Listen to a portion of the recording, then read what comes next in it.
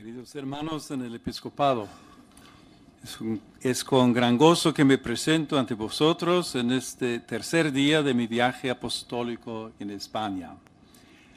Después de saludar a los representantes políticos que me han recibido en el Parlamento, me gustaría ahora aprovechar estos momentos juntos para reavivar la comunión tal y como Jesús aconsejaba a sus apóstoles. Agradezco al señor Argüello las amables palabras que como presidente de la conferencia, en nombre de todos, me ha dirigido. Espero que las mías puedan confluir en ese diálogo, en el espíritu, que supone acoger todo lo bueno que el Señor nos dice a través del hermano. El camino sinodal emprendido por la Iglesia es un proceso de escucha en profundidad. Ser capaces de reconocer la voz de Dios que habla a través de la comunidad eclesial es uno de sus valores fundamentales. Es un diálogo fecundo que como Iglesia vais definiendo en distintos modos. Uno concreto que podemos evocar es el de los congresos que estáis realizando. Me detengo en los celebrados en el 2020 y 2025, que han tenido una especial repercusión. Pueblo de Dios en salida y ¿para quién soy? Asamblea de llamados para la misión. Sus temas inciden en las cuestiones esenciales. ¿Cómo se pueden afrontar los retos actuales? ¿Y quiénes están llamados a acoger ese desafío? En mi contribución a esta reflexión se me ha ocurrido proponeros la imagen de un viaje en el que el destino es Dios, hacia quien alzamos nuestra mirada.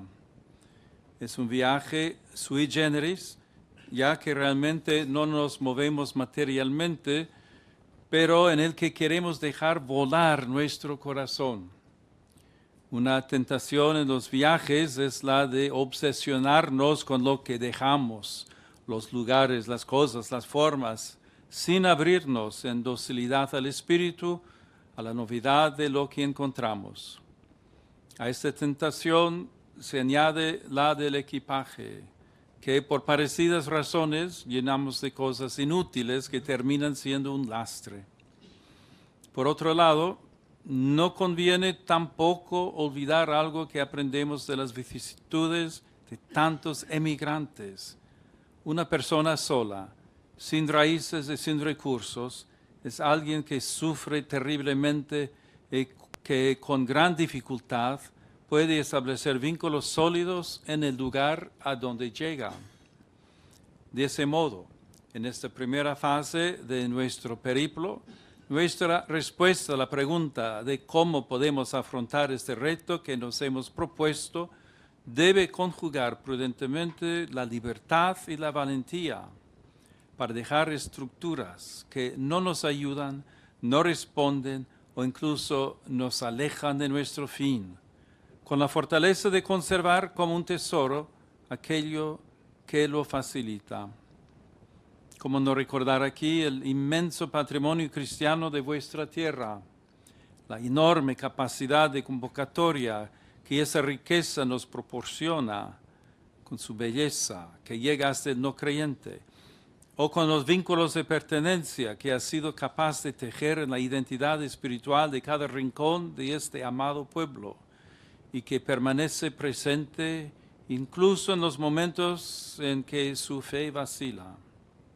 Un enorme desafío ciertamente al que estamos llamados a responder con valentía para que este patrimonio produzca los frutos de los que es capaz. Otro tesoro que no podemos olvidar en nuestra alforja es el viático del peregrino. El pan de la palabra y de la Eucaristía nos son aún más necesarios que el alimento material, porque nos abren el camino de la salvación.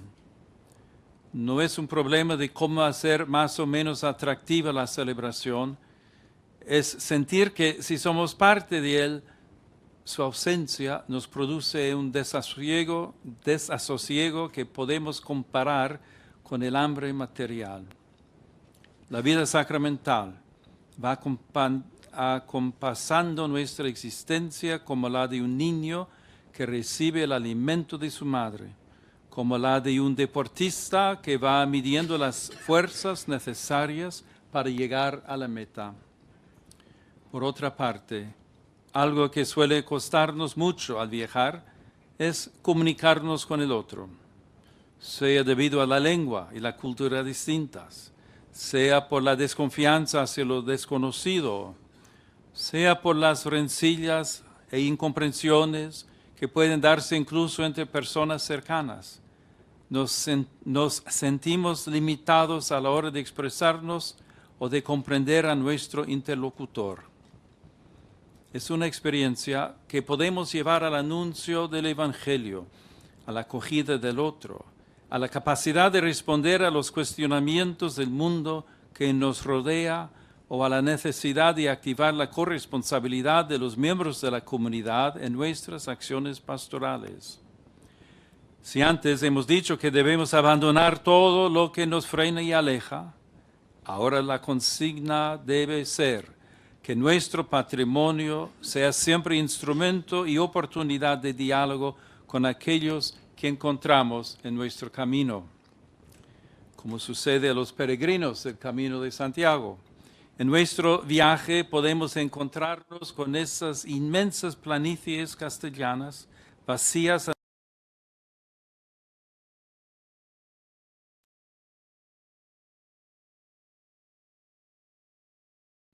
ser una metáfora de muchas situaciones sociales que por desgracia se perciben en algunas de vuestras realidades eclesiales. No es la primera vez que España enfrenta una situación análoga. En el pasado, por ejemplo, cuando la Iglesia tuvo que reconstruir su presencia en las franjas de tierra quemada, surgieron modelos de evangelización que después se exportaron a América y que pueden ayudarnos aquí en nuestra misión.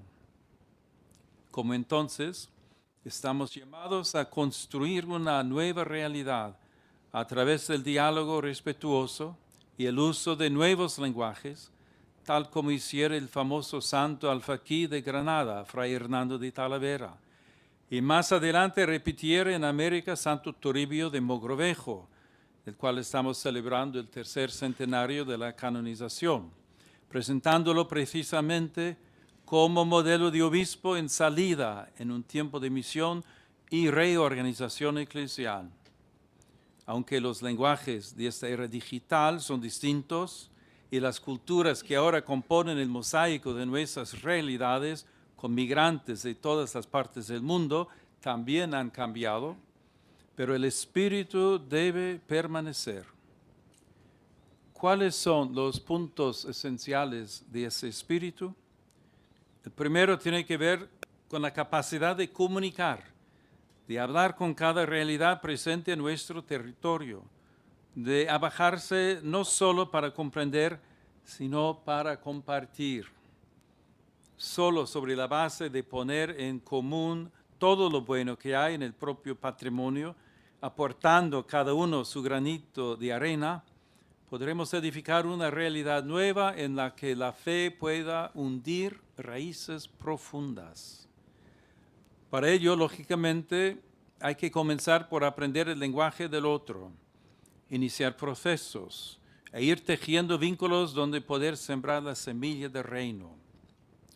El segundo es la llamada a crear realidades capaces de ellas mismas de comunicar la propia experiencia de fe, capaces de llevar, como hizo Toribio, la experiencia de Granada a América, es decir, de atesorar en nuestro equipaje los recursos que nos permiten afrontar con franqueza los retos siempre nuevos de la evangelización en cada circunstancia. Después de las llanuras desiertas, encontraremos también grandes ciudades. En ellas el silencio y la lejanía no son especiales, sino íntimos. No son espaciales, sino íntimos. Las respuestas serán distintas, pero los procesos para llegar hasta ellas, análogos. Escucha, comprensión, respeto, generosidad y franqueza. Los peregrinos suelen salir de noche y muchas veces esa oscuridad inicial del camino puede asustarlos. Podríamos evocar el himno de vísperas. La noche es tiempo de salvación, para decir que si vamos en buena compañía, las dificultades del caminar y el peligro de extraviarse se reducen. Es el Señor quien nos conduce. Él es el dueño de la historia y cada una de nuestras historias.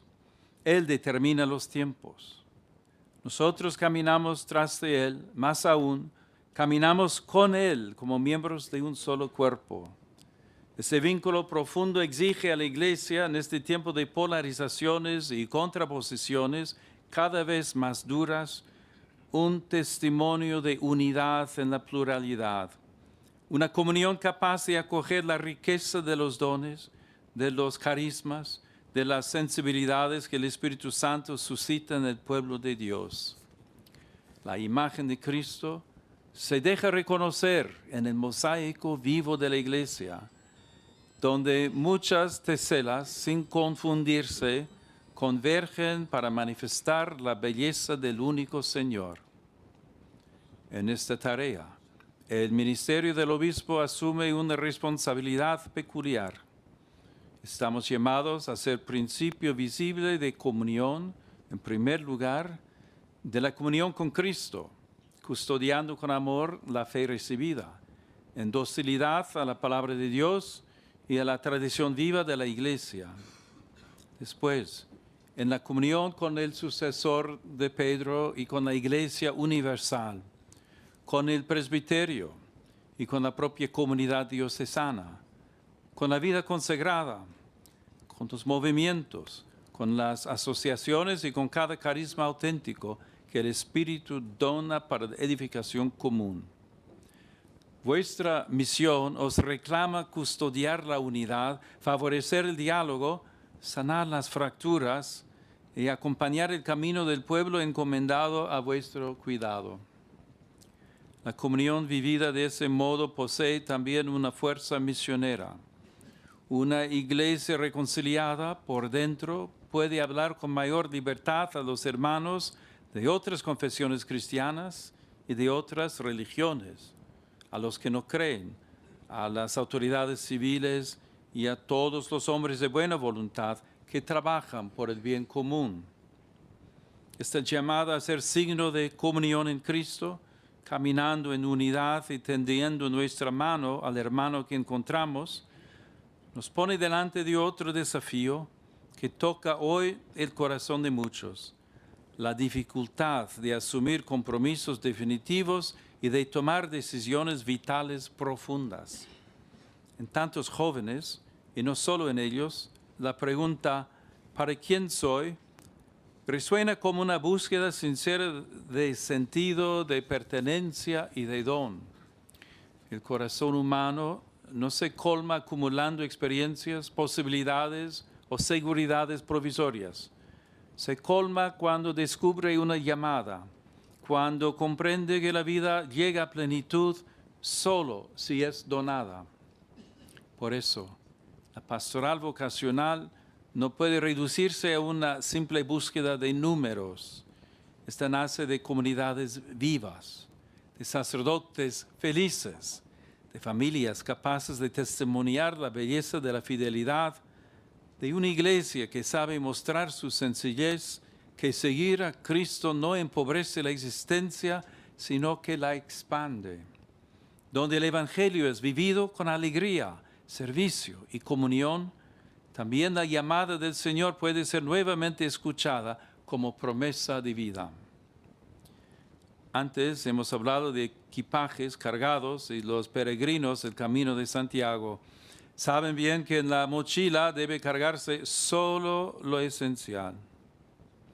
Como en reiteradas ocasiones propuso el Papa Francisco, en el actual contexto vocacional, es necesario decir que la conservación de estructuras no puede prevalecer sobre el bien de la vocación. Los seminaristas tienen derecho a la mejor formación posible y la Iglesia, por su parte, tiene derecho a sacerdotes bien formados. El criterio para que los seminarios sean auténticas casas de formación es que aseguren una adecuada experiencia de vida comunitaria, que tengan formadores totalmente dedicados al estudio y la enseñanza, con experiencia en el acompañamiento espiritual, y que cuenten con centros superiores de teología dotados con los medios necesarios para desarrollar su función. Para ello es imprescindible, además de aunar fuerzas, aprender a trabajar juntos en la gestión de estos desafíos. En este terreno, las dificultades pueden ser vividas como oportunidades.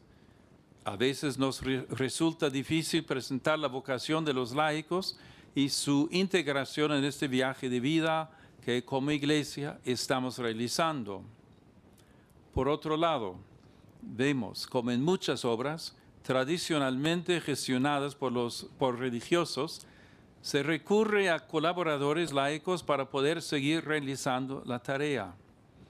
Es una dificultad que podemos convertir en oportunidad de encuentro, de diálogo y de comunicación. De nosotros depende que estos laicos lleguen a percibir su participación en este servicio eclesial como una llamada que Dios les hace a asumir su responsabilidad como cristianos, interiorizando el espíritu, sintiéndose parte de la misión que el Señor encomendó a los religiosos que la pusieron en pie.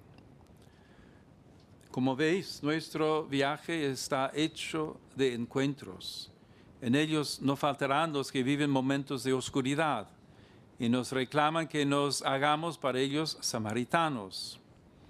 Uno de los más dolorosos es con aquellos que han sido heridos precisamente por quienes debían cuidarlos, incluso por miembros del clero. Ante esta plaga, la comunidad eclesial está llamada a responder con la escucha, la verdad, la justicia, la reparación y un compromiso cada vez más decidido en la prevención y la cultura del cuidado. Cada persona herida debe poder encontrar escucha sincera, acogida, protección y caminos reales de sanación. Esta misma lógica vale también para los desafíos de un mundo secularizado. Muchos hombres y mujeres de nuestro tiempo no rechazan simplemente a Dios. Muchas veces llevan en el corazón una sed profunda de sentido, de verdad, de pertenencia, de esperanza, incluso cuando no saben darle un nombre. La Iglesia está llamada a reconocer estos anhelos, a escucharlos con respeto y a ofrecer, como Pedro y Juan, al paralítico junto a la puerta del templo, el tesoro que les ha sido confiado.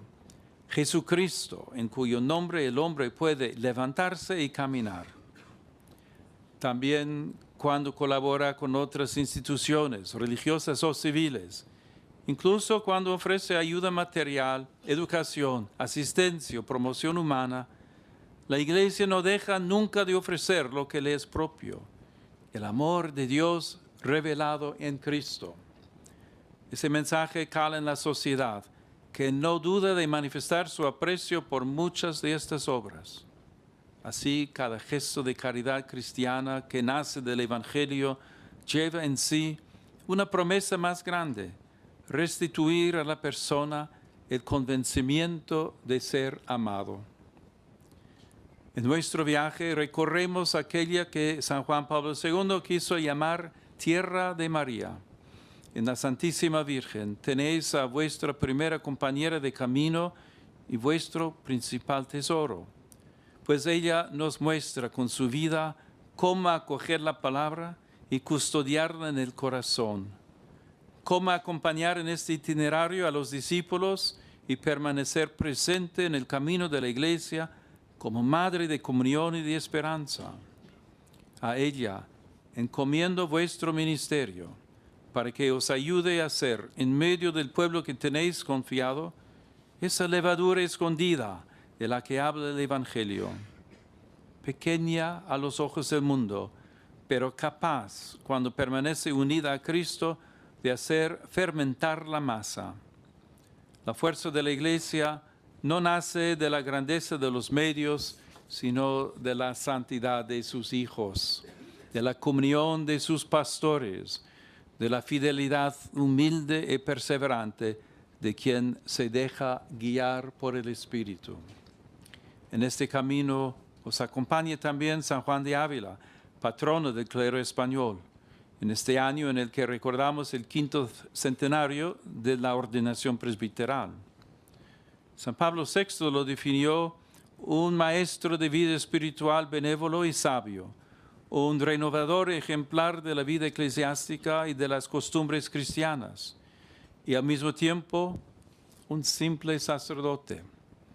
En este santo doctor, la Iglesia reconoce la vida sacerdotal que cada obispo está llamado a custodiar y a hacer crecer en el propio presbiterio.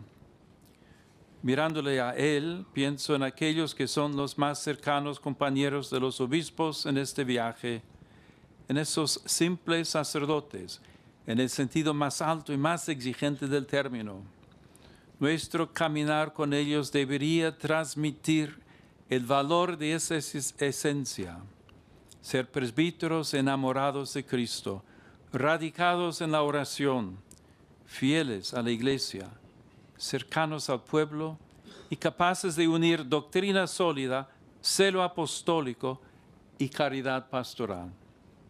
Presbíteros que encuentren en el obispo no solo una autoridad reconocida, sino un padre que les acompaña. Y en nosotros, sacerdotes hermanos, con los que compartir las fatigas y las alegrías de esta peregrinación llena de encuentros, en la que todos buscamos a Cristo. Concluyamos este periplo espiritual con una oración del Santo Doctor que nos recuerda que cada renovación eclesial nace de un corazón configurado con Cristo. Si me mandáis, Señor, a hacer lo que vos hicisteis, dadme vuestro corazón. Sea esta también nuestra súplica. Señor, danos tu corazón.